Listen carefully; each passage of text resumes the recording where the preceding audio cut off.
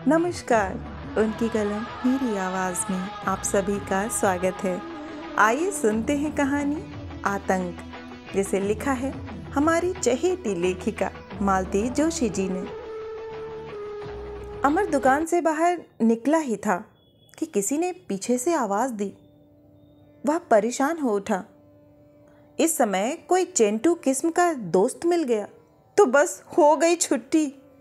इस समय तो ऐसी आवाज़ों को अनसुना करना ही बेहतर है। मुश्किल से 2 घंटे की छूट मिली है और उसमें कितने सारे काम निपटाने हैं। आधा वक्त तो आशा की लंबी चौड़ी लिस्ट ने ही ले लिया। इस पर दुकान में भीड़ इतनी गजब की थी कि बस अभी तो धोबी के यहाँ से कपड़े उठाने हैं, ट्रैवल एजेंट के यहाँ जाकर लखनऊ की टिकटें लौटानी हैं और सबसे बड़ा काम कि मेहरी की लड़की को घर छोड़ना है। कर्फ्यू खुलते ही ईमानदारी से आ गई थी। उसके उपकारों का इतना प्रतिदान तो देना ही था। अमर! आवाज़ें इस बार इतनी पास थीं कि मुड़कर देखना ही पड़ा। माजिद था। बोला, अमर, एक बात थी। कहो। तुम्हें ऐतराज़ ना हो तो आज की रात नसीम को तुम्हारे यहाँ छोड़ाऊँगा। कल तो कुछ ना कुछ इंतज़ाम करना ही पड़ेगा। कैसी बातें कर रहे हो माजिद? मेरे यहाँ आने से पहले तुम्हें पूछना पड़ता है? कमाल करते हो। बल्कि मैं तो खुद तुम्हारे पास आने वाला था। कल रात से आशा को तुम लोगों की फ़िक्र लगी हुई थी, पर चलते समय देवी जी ने इतनी लंबी लिस्ट पकड़ा दी थी कि उसे निपटाते हुए ये वक्त हो गया। इन औरतों का भी जवाब नहीं है यार। ऐसा पक्का इंतज़ाम कर रही हैं मानो आज के बाद बाज़ार कभी खुलेगा ही नहीं।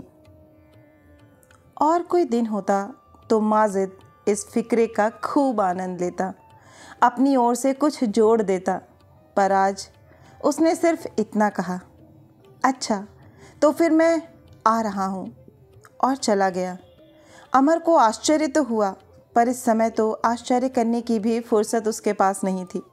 जल्दी जल्दी सारे काम निपटाकर वह खुद ही माजिद के घर की ओर बढ़ लिया।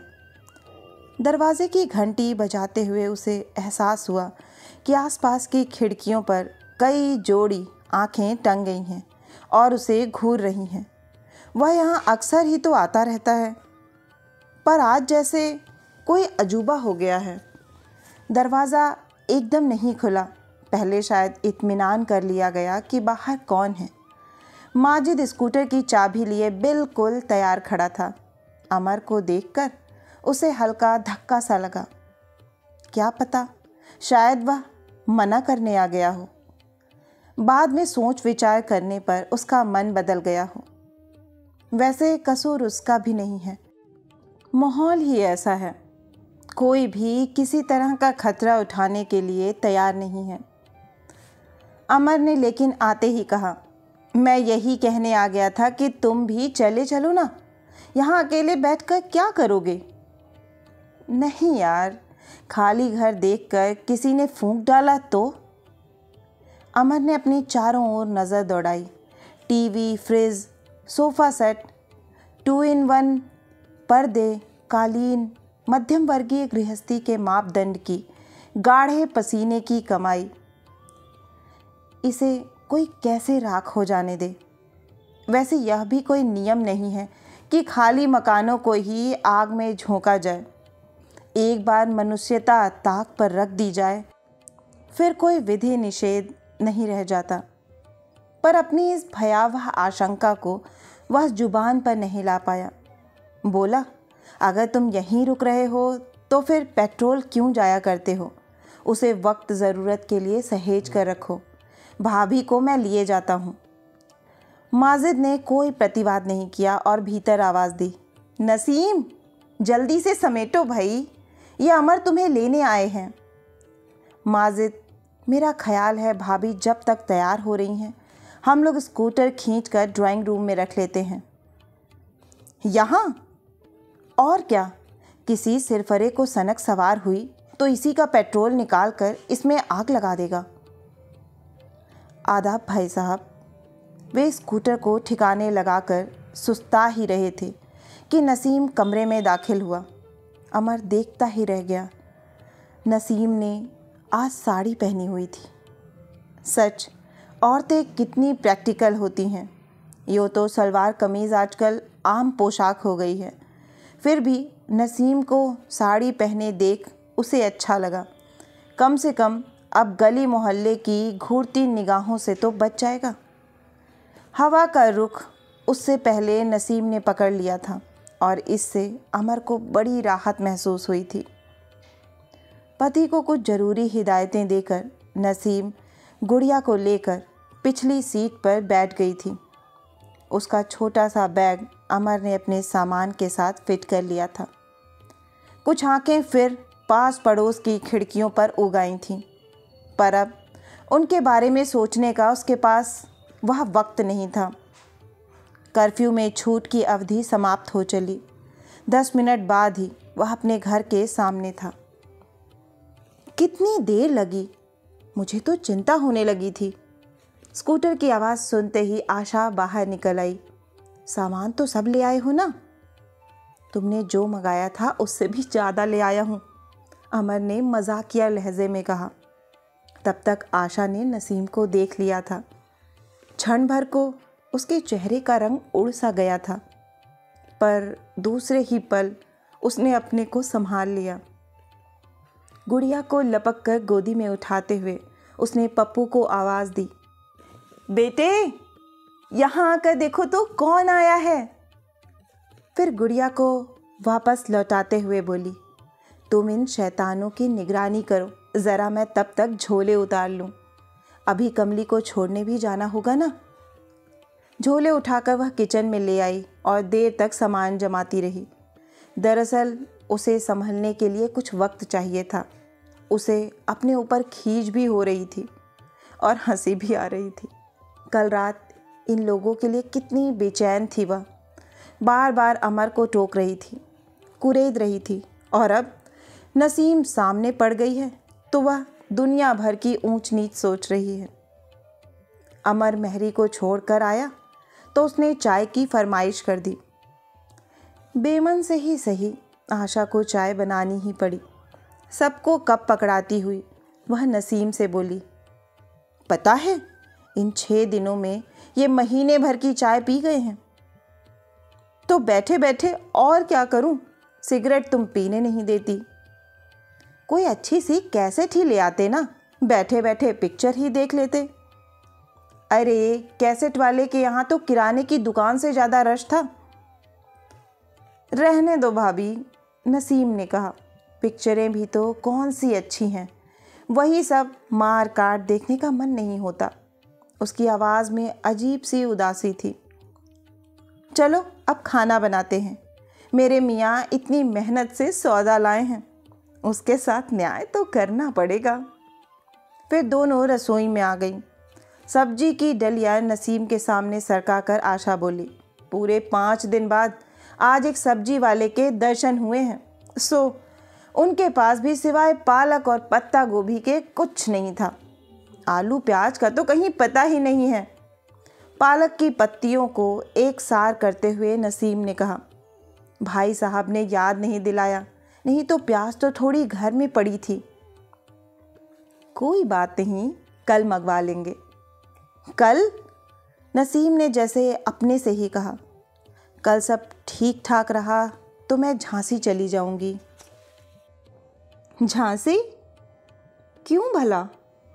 चावल बीनते हुए आशा का हाथ एकाएक रुक गया। फिर उसे खुद ही अपना प्रश्न बड़ा बेतुका सा लगा। आदमी जहाँ सुरक्षित अनुभव करेगा वहीं तो सर छुपाएगा।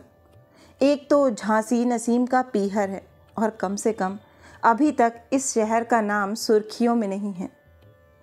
फिर उसने कोई और बात शुरू की, पर बातचीत का सिलसिला जमा नहीं। हर बात एक ही बिंदु पर आकर समाप्त होती थी। पड़ोस की सोनिया की शादी दंगों के कारण मुलतवी हो गई थी। शर्मा जी का पंकज समय से इंटरव्यू पर नहीं पहुंच पाया था। सामने वालों की बहू को अस्पताल ले जाना संभव नहीं हो पाया था। हार कर घर में ही जचकी करनी पड़ी। खींच तान कर बातचीत की डोर थामते हुए दोनों निढाल हो चली थीं। पहले तो समय का पता ही नहीं चलता था, अब समय उन पर भारी पड़ रहा था। पहले तो दोनों के पतिदेव सड़क पर खड़े पुकारते रह जाते थे, पर इनकी गप्पें खत्म ही नहीं होती थीं। अब जैसे दोनों मना रही थीं कि किसी बहाने सही बच्चे उन्हें उठने का मौका दें। बच्चे जब तक जाग रहे थे, घर में फिर भी रौनक लगी रही। उनकी धमा चौकड़ी, उनकी शिकायतें, उनकी किलकारियाँ, उनका ठुनकना, सब कुछ बड़ा अच्छा लग रहा था। पर एक बार उनके खाने का हंगामा खत्म हुआ, वे रजाइयों में दुबक गए तो घर में जैसे सन्नाटा छा गया। खाने की मेज़ पर भी सब चुपचाप निवाले गटक रहे थे। आशा को वे ठहाके याद आए जो माजिद की मौजूदगी में कमरे में गूंजते थे, और एकाएक वह पूछ बैठी, माजिद भाई क्यों नहीं आए? उन्हें भी साथ लाना था ना? वाह, तुम्हें बड़ी जल्दी याद आया, अमर ने कहा। उसका स्वर तल्ख था। वह बुरी तरह झेप गई। ठीक तो है, यह बात इसे बहुत पहले नसीम के आते ही कहनी थी, पर उस समय होश ही ना रहा। अपनी सफाई में वह कुछ कहने को थी कि नसीम ने बचा लिया। बोली, दोनों कैसे आते? घर पर भी तो कोई चाहिए ना। ऐसे माहौल में घर अकेला तो नहीं छोड़ा जा सकता। बात खत्म करते करते उसका स्वर कांप गया था। शायद अकेले घर में पति की कल्पना उसे बेचैन कर गई थी, या शायद यहाँ खाना खाते हुए उसे याद हो आया था कि वह जल्दी में ढंग का कुछ पका कर नहीं रख पाई थी। आशा ने एक बार नसीम को देखा और फिर पति की ओर दृष्टिक्षेप किया। अमर जानबूझकर दीवार पर लगे कैलेंडर को देखता रहा। शायद वह मन ही मन माजिद की सलामती की दुआ मांग रहा था। और आशा सोचने लगी, आज माजिद भाई यहाँ होते भी तो इस माहौल में क्या उन्हें अपने लतीफ़े याद रहते? खाने के बाद वे लोग थोड़ी देर तक टीवी देखते रहे, पर समाचारों की भयावहता ने मनोरंजन के सारे रंग फीके कर दिए थे। हार कर आशा ने कहा, चलो सोने चलते हैं, और वह नसीम को लेकर कमरे में चली आई। फिर भाई साहब कहाँ सोएंगे? वे आजकल सोते कहाँ हैं, रात भर छत पर बैठे रहते हैं। इतनी सर्दी में? और क्या, पहरा जो देना होता है, वे वहाँ ओस में बैठे रहते हैं, तो मुझे यहाँ रज़ाई में नींद थोड़े ही आती है। भाग भाग कर जाती हूँ और डांट खाकर लौट आती हूँ। सच कहती हूँ, 5-7 दिन और यही हाल रहा ना तो हम दोनों को निमोनिया हो जाएगा। नसीम कुछ नहीं बोली। पिछली 4 रातों से वे लोग भी तो सोए नहीं हैं।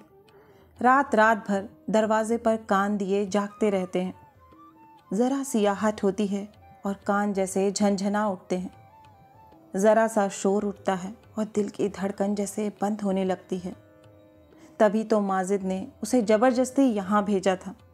कहा था, कम से कम तुम तो चैन की नींद सो सकोगी। वहाँ माजिद तो खतरों से जूझने के लिए अकेला छोड़कर क्या वह चैन की नींद सो सकती है? बहुत मना किया था उसने, पर आखिर पति की जिद के आगे हार माननी ही पड़ी थी। कुछ देर तक इधर उधर की बातें होती रहीं, फिर दोनों सोने की कोशिश करने लगी। बीच बीच में एक आध झपकी आ भी जाती थी, पर आवाज़ थी कि नींद में भी पीछा नहीं छोड़ रही थी। बड़ी देर बाद नसीम को होश आया कि वे आवाज़ें उसने नींद में नहीं सुनी हैं, यह सचमुच की आवाज़ है। उसने आशा को झकझोरा। दोनों कान लगाकर सुनने लगी। शोर तो था, पर आवाज़ें साफ सुनाई नहीं दे रही थीं। नारे लग रहे थे, पर वे अल्लाहो अकबर के थे या जय श्री राम के, समझ में नहीं आ रहा था। दीवार से पीठ लगाए वे दोनों बुत बनी बैठी रहीं। उनके मुंह से आवाज़ नहीं निकल रही थी। मन की उस उद्विग्न अवस्था में उन्होंने कब एक दूसरे का हाथ थाम लिया, इसका उन्हें ही भान नहीं रहा। अनजाने ही में एक दूसरे की उपस्थिति से आश्वस्त होती रहीं, बल पाती रहीं। पूरी छत बिल्डिंग के लोगों से पट गई थी। रोज ही ऐसा होता है, ज़रा भी कहीं खटका हुआ कि लोग दनादन सीढ़ियाँ चढ़कर ऊपर आ जाते हैं। आशंका, उत्तेजना, उत्सुकता से उनके चेहरे खींचने से लगते हैं। घड़ी दो घड़ी छत पर मजमा सा लग जाता है, फिर सब लोग निराश होकर लौट जाते हैं। दिन भर गली की सूनी सड़कों पर क्रिकेट खेलने वाले बच्चे अपने बल्लों को मुग्दर की तरह घुमाते हुए ऊपर आते हैं और फिर मुंह लटका कर लौट जाते हैं। रोज आशा भी इस भीड़ में शामिल होती है। वह बाहर से ताला डालकर आता है तो वह पीछे के दरवाजे से आती है। घर में पप्पू अकेला सोया रहता है, पर उसकी भी उसे फिक्र नहीं रहती। पर आज शायद नसीम को अकेले छोड़कर आने की उसे हिम्मत नहीं हुई होगी। भीड़ के छट जाने के बाद छत पर वही 4-6 लोग रह गए जो पहरे पर नियुक्त थे। सब लोगों ने मुस्तैदी से अपनी अपनी चौकियां संभाल ली थीं। अमर भी अपने शस्त्रों के साथ चौकस बैठा था। शस्त्र क्या थे? पर्दे से निकाली गई 2 सलाखें और ईंट पत्थरों का ढेर। इन पत्थरों को ढोने के चक्कर में उसके घर की सबसे बड़ी प्लास्टिक की बाल्टी शहीद हो गई थी। पर आश्चर्य, आशा ने उसका जरा भी मातम नहीं मनाया था। बैठे बैठे अमर की पलकें झपकने लगी थीं। पहली 2 रातें तो साथियों से गपशप में कट गई थीं, पर रोज़ रोज़ बातें भी तो कोई कितनी करेगा। ना हो वह कल बीमारी का बहाना बनाकर एक रात की छुट्टी ले लेगा। दरअसल उसे रात भर जागने से ऐतराज़ नहीं है, पर वह इस तनाव से तंग आ चुका है। लगता है जो कुछ होना है एक बार हो जाए और किस्सा खत्म हो, पर वह खुद नहीं जानता कि उसे किस होने की प्रतीक्षा है। रोज़ की तरह सुबह 4 बजे राव अंकल ने उसे रिलीव किया तो उसने सचमुच राहत की सांस ली। उसकी पलकें नींद से बोझिल हुई जा रही थीं। सीढ़ियों से उतरते समय भी वह बिस्तर की गर्माहट का अनुभव कर रहा था। बस जाते ही रजाई में दुबक जाएगा। वह 9 बजे तक ताने रहेगा। दफ्तर का तो आजकल कोई चक्कर ही नहीं है। ताला खोलकर वह सीधे बेडरूम में घुसा और दरवाजे पर ही ठिठक गया। उसे तो याद ही नहीं रहा था कि आज उसका बिस्तर खाली नहीं है। वहाँ नसीम सोई हुई है। उसका बिस्तर आशा ने बाहर दीवान पर लगा दिया था। बाहर जाने से पहले उसने एक बार फिर मुड़कर देखा। अपने अपने छौनों को छाती से लगाए दोनों नींद में बेसुध हो रही हैं। जरूर रात भर जागी होंगी। वैसे भी दोनों साथ हों तो रात और दिन का पता ही कहाँ लगता है। नहीं, लेकिन इस बार रज्जगे का कारण शायद दूसरा था, क्योंकि भय की काली छाया अब भी दोनों के चेहरे पर अंकित थी। कमरे में रात भर जलता हुआ 60 वॉट का बल्ब भी यही कहानी कह रहा था। और डरना तो स्वाभाविक ही था ना, क्योंकि दंगाइयों के मजहब चाहे अलग थे, पर उसूल तो एक था, उद्देश्य तो एक था। इसीलिए इन भयभीत हिरनियों का ईश्वर चाहे भिन्न था, पर मन में समाया आतंक एक सा था, दहशत एक सी थी। आशा है कि यह हृदयस्पर्शी कहानी आपको बहुत ही पसंद आई होगी। अगर पसंद आई है तो मुझे प्रोत्साहित करने के लिए एक लाइक करें, अपनों के साथ शेयर करें। नीचे कमेंट बॉक्स में कमेंट करके बताएं कि आपको कहानी कैसी लगी। और अगर आप इस चैनल से जुड़ना चाहते हैं और इस पर नए हैं तो इसे सब्सक्राइब करना ना भूलें। फिर मिलती हूँ एक नई कहानी या कविता के साथ। तब तक के लिए आप सभी का कहानी सुनने के लिए बहुत बहुत धन्यवाद।